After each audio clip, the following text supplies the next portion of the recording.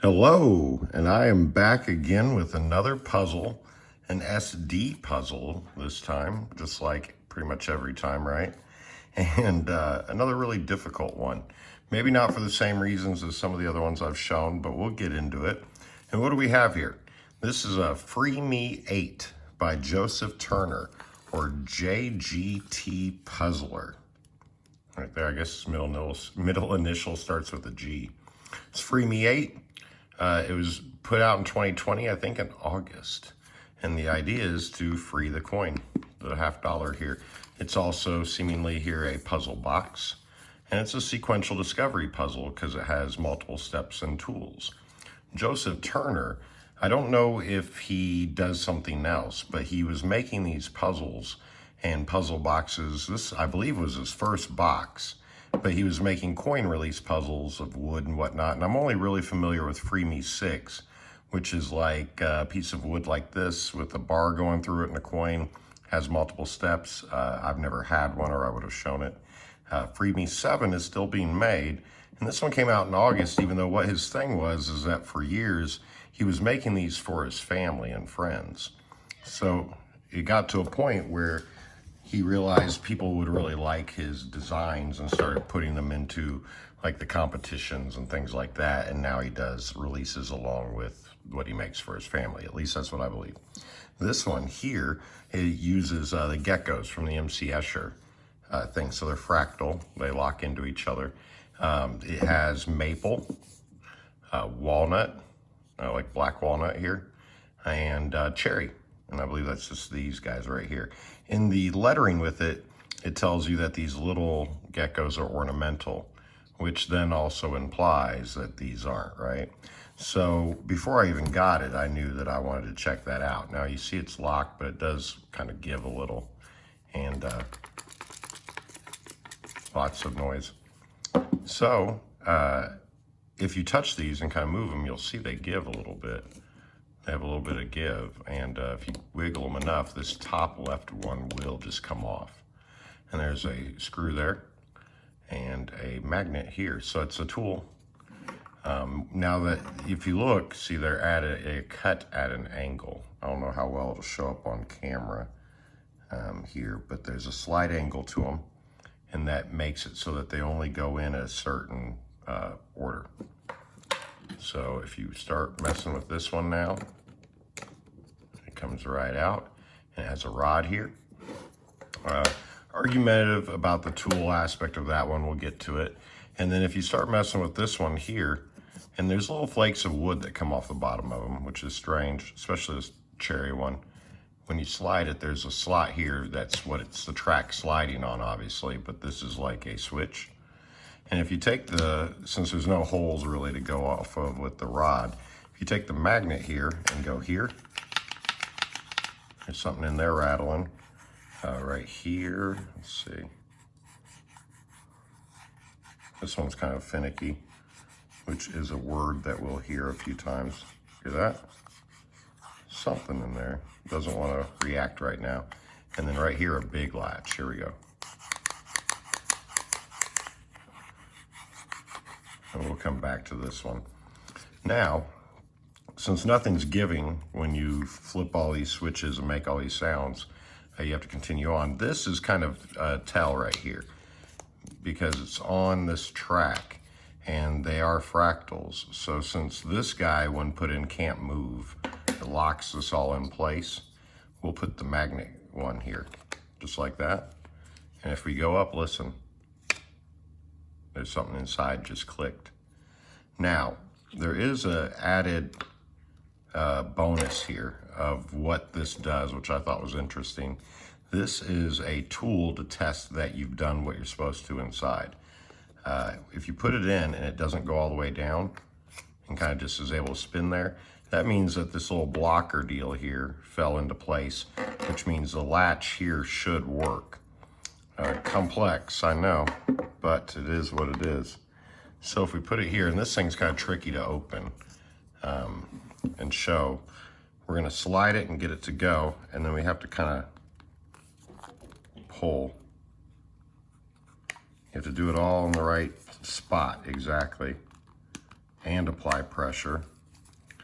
So doing it with your thumb is hard because it's hard to also open the box. So I'm gonna use the palm of my hand here on the box and use my thumb to slide.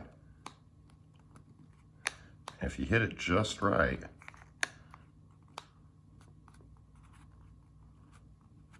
it'll just pop open. And if you're not getting it, see, I can see down in the hole now, so I know that that's back open. So we have to use a magnet to close it again. Okay.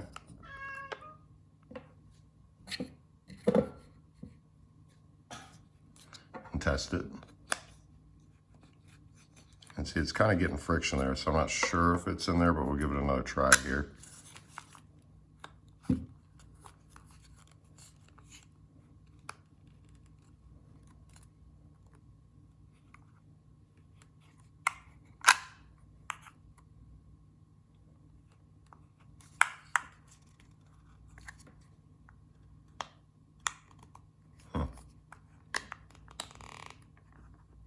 Okay. And the hole's back open. So now this is more of a real-time solve than me showing you how it's done like my other videos. So we get that. I think it came out, you hear that? It came undone on its own because the magnet has to pull away. And it kind of, yep, see it falls. We just saw the hole move. Okay. Okay, it's in place now. I don't even have to put the thing, I know what I'm looking at now.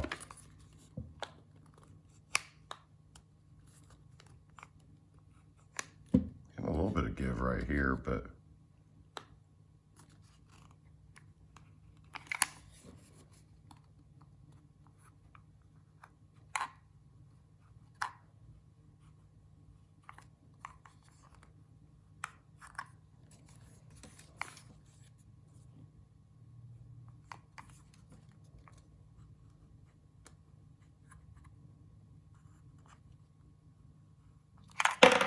oops. It's still in place, see? It's on there. It's so finicky, and I'll just talk about that now instead of being quiet. This puzzle has a latch in here that's hidden under a lid that you never really get to see. And it's got this latch coming down. It doesn't even want to close all the way at times. It's really touchy.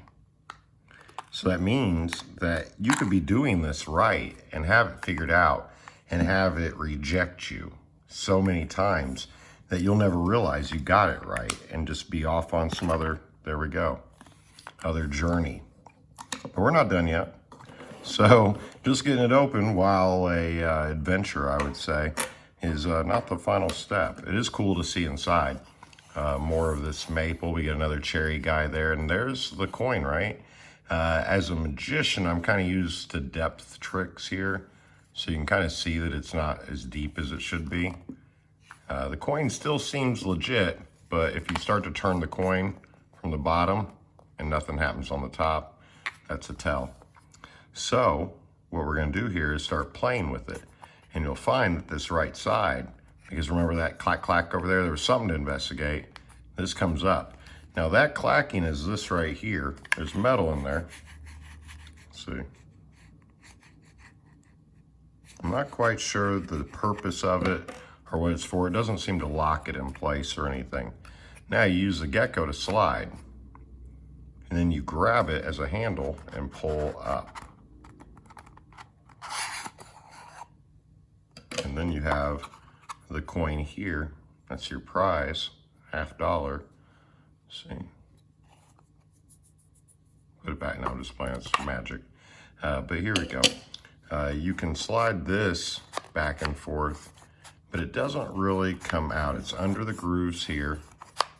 This doesn't come completely out unless that was part of that thing. And even then it wouldn't slide up. There's no exit for it down here. So I think this is just a fake out and part of how it's designed.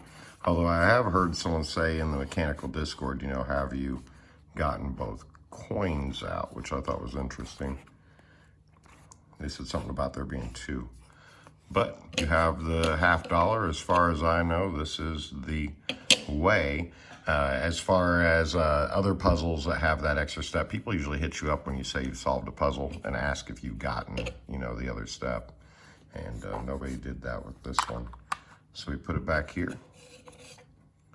We're gonna go in at an angle so we can kind of get it there under that. I'm gonna go ahead and put that center. If you want to be real anal about it, you can even line it up properly with the one on the bottom, but I don't think it matters once you get to this point and get it open with someone else solving it. It's not going to fool anybody at that point. Go over, like that, bring it down, and just for good measure maybe, I don't even know what that's for. Now, shutting it and resetting it. I've already filmed this video before. I couldn't get it to fully reset. So you have to push this in a little there. That gets that. And we might have to do the whole thing over here, but let's just see. Basically, yep. It's gonna come across and just do the lock again until it pushes down. There we go. You have to kind of feel for it. Now that it's locked, I'm just gonna do this. And let's see, oh, nope, it's still unlocked. Oh.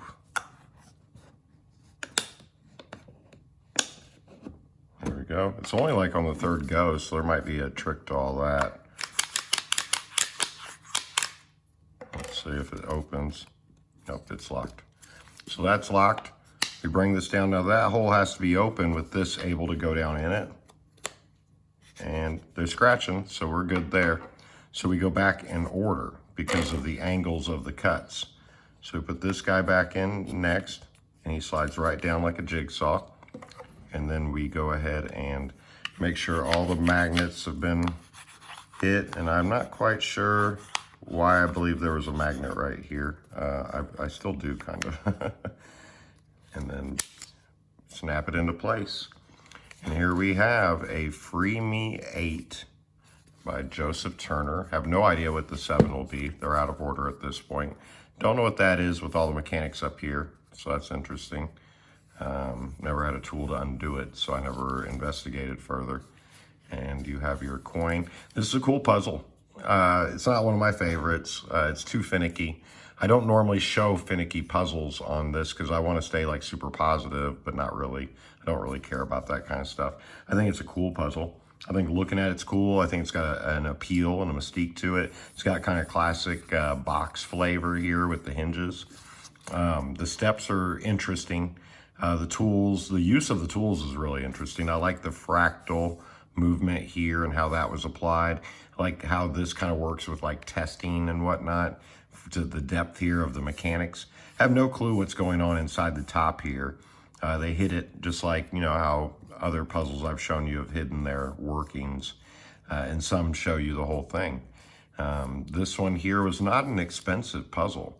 So for its size and the fact that it's got nice woods in it and it has, you know, multiple steps, I mean, it does, and it's a tricky puzzle. This is a great value still. And I believe that the other ones were probably more expensive. So it's a puzzle box with SD elements, but I wouldn't just go around saying, hey, this is a full-blown sequential discovery puzzle. We really only had the one tool, the magnet. The rod is really a holder here and kind of like a depth tester that maybe I came up with and isn't really intended. Who knows? This latch right here is super finicky. And the fact that you can be snapping it just right and pulling on it and trying to open it in your mind thinking that you have it figured out. And you would be correct. You still might not get it open. Oh, goodness, my cat. So for that, you know, I don't know if it's truly the most fair puzzle, but I'm glad to have solved it. I'm glad I'm able now to put out into the world a record of what actually needs to take place in case someone gets, you know, has done that step a million times and hasn't accomplished anything. I have already sold this, to someone who really wanted it, who was trying to get one in an auction. So it's going to end up in a happy person's home anyways, so it doesn't matter what I think about it. As far as ratings go, I would give this one like a 7.5. It's strong. It's better than 80% of stuff out there for sure, you know, because I like these kind of puzzles. But it's not something I'm going to keep in my collection or even try to force on someone else to do. I think the value in it is behind the name and the cool aspects of what they were going for here with the geckos and a puzzle box and all these different things. And kudos to Joseph Turner, because this was his first puzzle box. So for that, I mean, that's pretty impressive. I've got a karakuri over there that took me 5 minutes to figure out, and I like it because the wood's awesome and it shows like a level of craftsmanship. But as far as a puzzle goes, it's not complex or challenging. This was definitely, you know, had steps in it that were very fair and challenging, that were fun to get through. And there's one part of it that's finicky, and maybe it could just be my copy, but I don't believe so. I believe with the way you see it working, that it's just a finicky mechanism. It's the same reason why I don't show Rex puzzles, though, here, is because I could get stuck here showing you a puzzle that I know exactly how to solve, and it'll take me a half hour to get through it because I got to get it just right. And as a former magician, a professional magician, that can be doubly frustrating to know how to do something and not be able to accomplish it with your hands. So maybe it's just me. But this one here, Free Me 8, still really cool, still pulls good gains on auctions, still a worthy puzzle to try to get your hands on if you want to play around with. I just don't know how fair it would be to share with someone who's not aware of just how, you know, indecisive it wants to be with that latch there. Well, hey guys, I appreciate you taking time with me on this one. I'm rolling them out. I got another one coming here shortly, probably on my birthday, which is going to be Sunday. And we'll just have 3 new videos out until I solve some new stuff. But I got things coming in, so I definitely won't stop trying to solve solve puzzles to make new videos for y'all. So have a good one, enjoy your weekend, and I am out.